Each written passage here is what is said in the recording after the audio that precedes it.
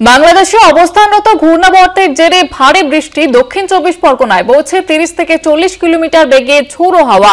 উত্তর সুন্দরবনে ঝড় বৃষ্টির পরিমাণ বেশি, টানা বৃষ্টিতে জলমগ্ন দক্ষিণ 24 পরগনার একাধিক নিচু এলাকা।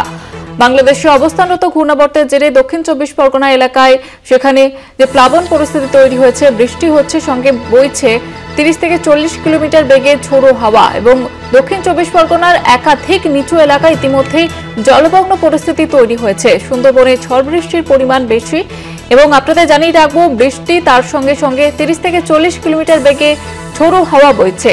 বাংলাদেশে অবস্থানরত ঘূর্ণাবর্তের জেরে ভারী বৃষ্টি দক্ষিণ 24 পরগনায় বইছে 30 থেকে 40 কিলোমিটার বেগে ঝোড়ো হাওয়া। পাশাপাশি সুন্দরবনে ঝড় বৃষ্টির পরিমাণ বেশি, টানা বৃষ্টিতে জলমগ্ন দক্ষিণ 24 পরগনার একাধিক নিচু এলাকা। জলমগ্ন পরিস্থিতি তৈরি হয়েছে।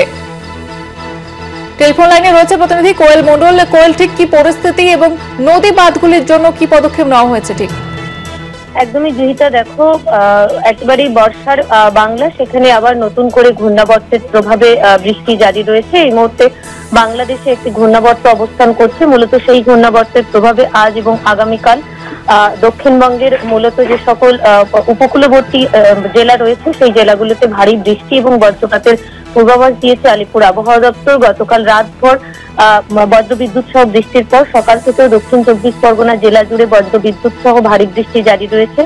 আকাশ জুড়ে কালো মেঘের ঘন ঘটা, 30 থেকে 40 কিলোমিটার গতিবেগে হাওয়ার দাপট রয়েছে। তবে জেলার সুন্দরবন এলাকা, সেখানে কিন্তু ঝড় বৃষ্টির দাপট যথেষ্ট বেশি রয়েছে। এক্ষেত্রে নাগারে বৃষ্টিপাতের ফলে আবারও নতুন করে জেলার নিচু এলাকা জলমগ্ন হওয়ার আশঙ্কা করা হচ্ছে।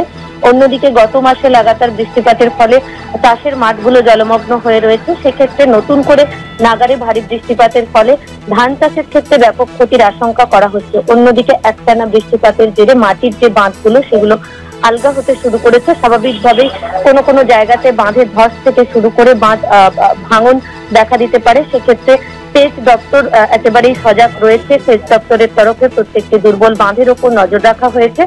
অতিরিক্ত যে সমস্ত খারাপ বাঁধ রয়েছে, অর্থাৎ দুর্বল বাঁধ রয়েছে, সেই সমস্ত জায়গাতে বিশেষ নজরদারির পাশাপাশি যুদ্ধকালীন তৎপরতায় আপৎকালীন যে মেরামত, সেই মেরামতের কাজও করা হচ্ছে সেচ দপ্তরের তরফে।